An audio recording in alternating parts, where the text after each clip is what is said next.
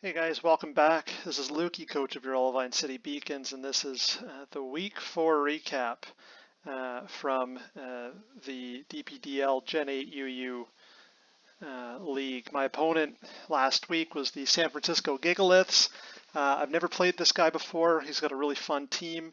And the theme for this week's videos is going to be my slow descent into insanity. I think as I keep trying to make the same mistakes over and over again and expect that somehow that's going to work out. So let's get to the match. It's been a few days since we played, so it's going to be new to me too. Oh yes, so first round, things already go awry. So not an ideal matchup. I figured that Silvally Steel's probably got Ice Beam, but I want to try and get Rocks up. And not only does he get a critical hit, but Crocodile gets frozen. And at this point, cynical me thinks the match is already over. This is the game that we play, and hacks is part of it, but it was definitely, when you're in a losing streak, every little bit helps, and that was just like, you just knew how it was going to go down. So I go into Melodic here as he goes to the defog. So Rocks are off for the whole match. And at this point, it's just about sort of slowing things down and trying to wear down my opponent with whatever I've got. The big issue and the reason why that freeze was so unfortunate is now I have essentially no switch-ins to Thunderous. This match definitely looks different if I'm able to chip down Thunderous, either with Stealth Rocks, which Silvally was going to be an issue dealing with, but even just having a fast, because Crocodile was choice scarfed here, being able to get off a knockoff or something before it goes down would have at least opened the door to say Alakazam. So long-term repercussions, and I didn't play it well, but at this point Crocodile is dead weight, so I go for switch initiative. And have a go at bringing Decidueye in just to scout what he wants to do, and then bringing Alakazam and trying to get something going. Now it turns out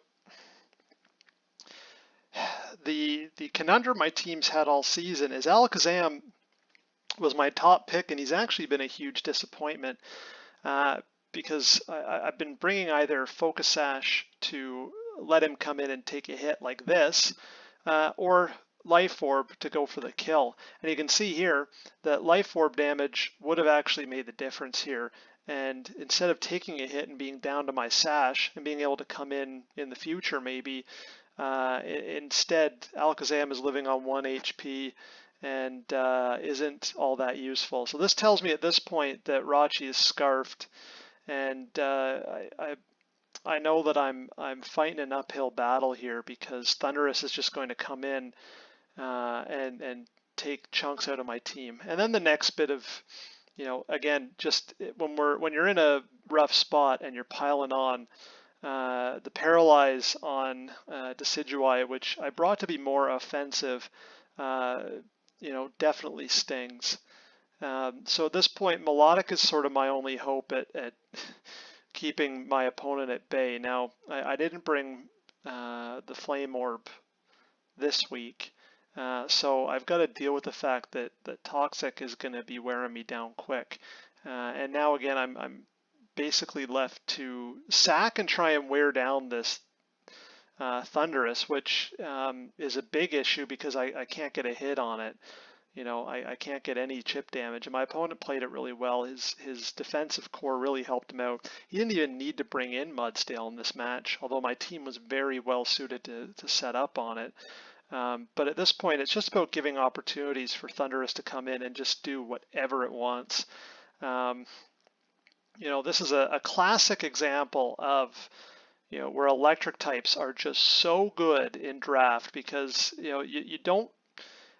They're not necessarily the first thing you think of when you're drafting, but it's such a good offensive type, and when your opponent doesn't have a ground immunity or something that can take a good electric attack like a bulky grass, this is what happens. He comes in and he cleans up my whole team. And you know, Rachi is just, it's able to do whatever it wants. It's going to Iron Head Togekiss here.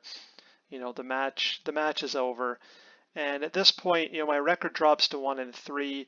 I'm absolutely in the pits in terms of keeping my head up. You know, at this point, I could do some surgery on the team, but it's already too late for week 5. I basically have to run the table to have a hope at playoffs. You know, kudos to the league this year or this season. It just looks like the quality of players are.